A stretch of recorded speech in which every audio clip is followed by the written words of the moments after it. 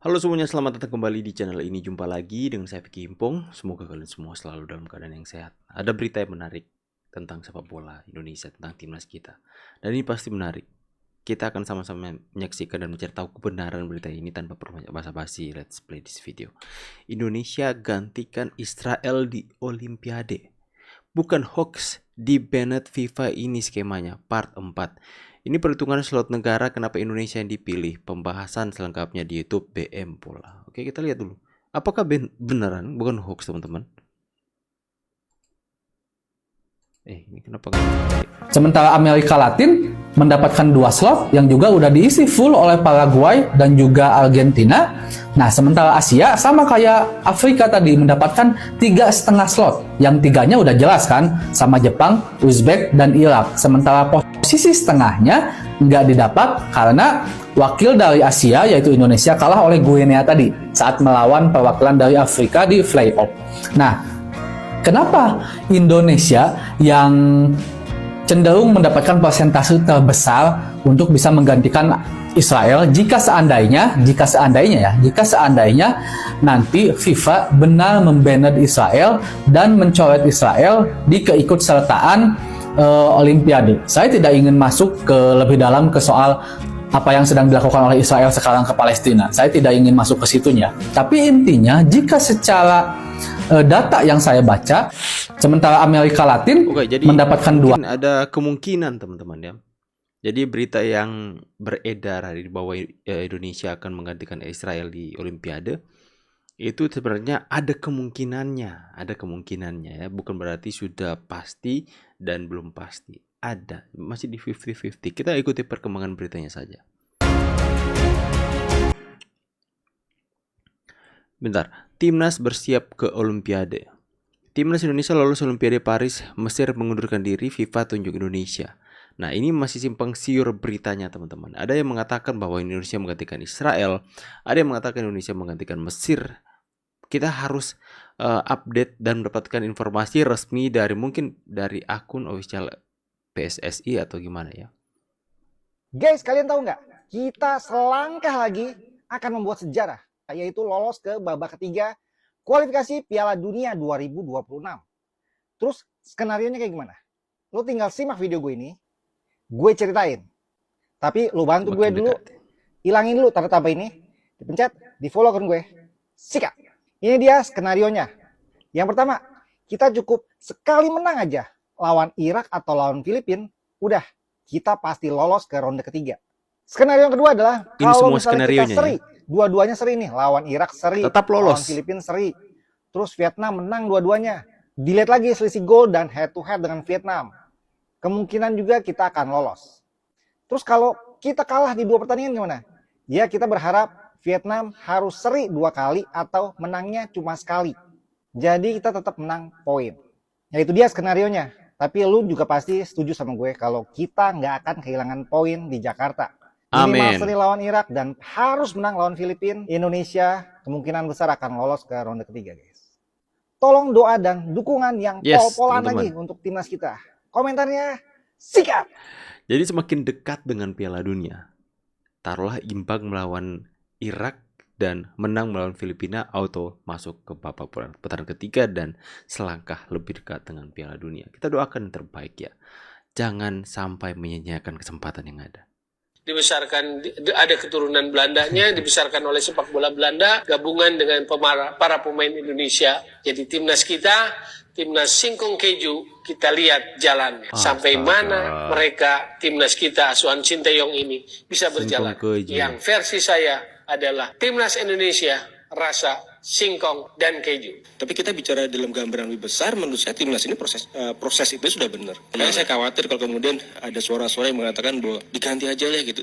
Jujur saya khawatir. Kenapa? Karena pengalaman saya mengatakan bahwa itu bukan menjadi solusi yang tepat. Karena saya sendiri ketika saya di timnas 13 tahun kurang lebih ada 11 pelatih kali. Jadi siapapun boleh mengkritik tim nasional, tapi mengkritik yang membangun. Buat teman-teman pengamat, ya kan.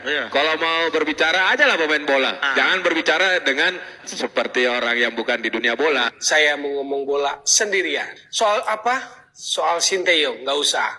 Kita pur dulu lah. Sinteyong kita kasih pur, nanti kita bahas Sinteyong. Kan udah enak ya, udah perpanjangan kontrak. Dan kemungkinan naik gaji juga akan diberikan, pasti nambah. Iri, orang ini iri kelihatannya. Ada terowongannya sepertinya. Tapi yang pasti sebelum lawan Irak, Sinteyong mungkin sudah akan tanda tangan perpanjangan kontraknya. Tapi kalau dia lolos 16 besar ini apa yang harus kita perbuat? Pastikan kita lanjut lagi 4 tahun. Kenapa? Sejarah dia buat. Tidak ada tim nasional bisa lolos sampai 16 besar. Kalau lolos saya yakin diperpanjang. Jarang kan dia buat STY. Progresnya kelihatan. Jangan melihat progres hanya di lapangan. Di luar lapangan itu sangat menentukan. Pemain sangat disiplin. Dibesarkan, ada keturunan Belanda. Oke teman-teman ya. Jadi dia mengatakan timnas kita adalah timnas yang singkong dan keju katanya. Aduh, orang iri ya kayak gini ya teman-teman ya. Sekelas Bambang Pamungkas saja yang mempunyai pengalaman selama belasan tahun di timnas, mengalami suka dan duka, mengalami berapa kali ganti pelatih, tapi itu nggak memberikan efek apa-apa.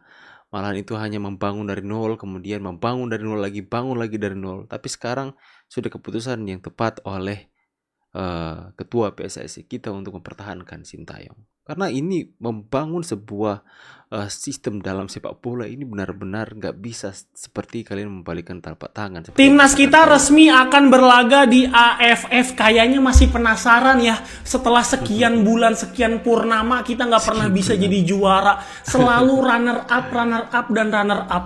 Kalau dilihat dari nama-nama negara di atas, kita ini bisa lolos grup dengan mudah. Cuma dari dulu ya memang kita di atas kertas selalu lolos grup. Ya, masuk final juga beberapa kali, tapi selalu nonggeng di final. Akankah di bawah asuhan Coach Sintayong kita bisa merengkuh juara di Piala AFF yang sebenarnya sih nggak ada agenda FIFA. Dan menurut gua level kita tuh bukan di AFF lagi sih, ini menurut gua. Karena lu tahu ya, nanti kalau seandainya Coach Sintayong gagal juara untuk Piala Ciki sekelas AFF, menurut gua nih pasti banyak netizen nanti yang nyerang ini dan itulah yang banyak bacot padahal mereka nggak ngerti bola. Ya jadi kita doain aja timnas kita bisa juara. Kalaupun enggak ya udah nggak apa-apa. Karena Piala AFF menurut gua itu gak biasa aja ya, nggak ada yang perlu dibanggakan untuk Piala AFF itu sendiri. Gimana nih menurut kalian? Coba kalian tulis di kolom komentar. Dadah. Media Malaysia sebut Indonesia sombong dan tak punya Piala AFF. Drawing Piala AFF 2024 sudah diketahui hasilnya. Indonesia dan Malaysia berada di grup berbeda. Tak lama setelah drawing, media Malaysia membuat postingan sindiran untuk Indonesia. Media Malaysia OneFootball.my membandingkan Indonesia dengan Vietnam dan Thailand. OneFootball mengatakan bahwa Vietnam dan Thailand tidak sombong. Beda dengan Indonesia, baru naik sedikit sudah sombong dan menyebut Piala AFF sebagai Piala Ciki. Trofi aja belum ada. Begitulah kata OneFootball. Melihat postingan itu, jujur saja saya heran. OneFootball hanya membandingkan Indonesia dengan Vietnam dan Thailand. Dia tidak membandingkan dengan Malaysia. Entah apa alasannya, mungkin karena di turnamen terakhir yang mereka jalani, Malaysia jadi yang terburuk. Ya, di Piala Asia U23, Malaysia jadi yang terburuk. Gimana menurutmu? Media Malaysia sebut Indonesia. Begini ya, not every single competition is created the same. Tidak setiap kompetisi itu sama.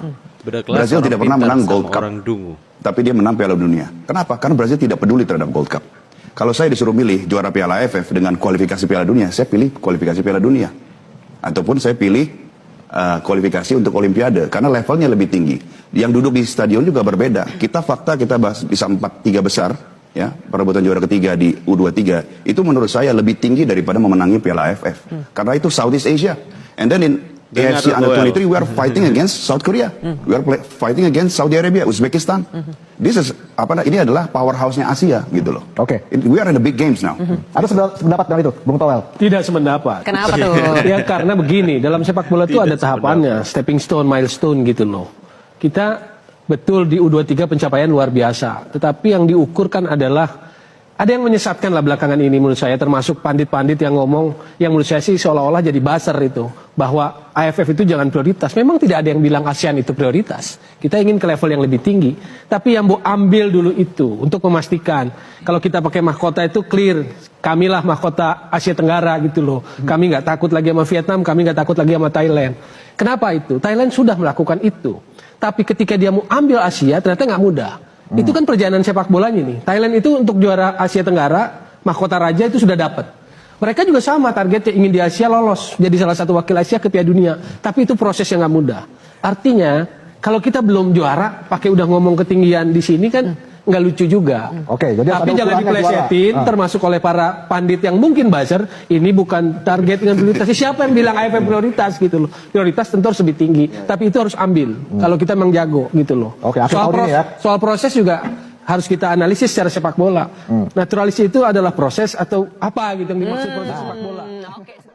Gini ya, not every Oke teman-teman ya, jadi demikianlah berita tentang sepak bola terbaru hari ini. Dan bagaimana pendapat kalian soal berita pertama yang adanya kemungkinan Indonesia menggantikan Mesir atau Israel untuk masuk dalam Olimpiade. Jadi dalam pembahasan tadi kita melihat bahwa adanya kemungkinan setelah dia melakukan analisa. Bagaimana pendapat kalian soal itu? Dan juga yang kedua, bagaimana pendapat kalian juga soal berita tentang bagaimana media Malaysia itu mengatakan Indonesia itu sombong dan sebagainya. Bagaimana pendapat kalian soal tanggapan itu? Mereka mencoba membanding-bandingkan Indonesia dengan Thailand ataupun Vietnam. Tapi kenapa nggak dibandingkan dengan Malaysia ya? Tulis opini dan tanggapan kalian di kolom komentar. Saya pamit dulu. See you on the next video and God bless you. Bye guys.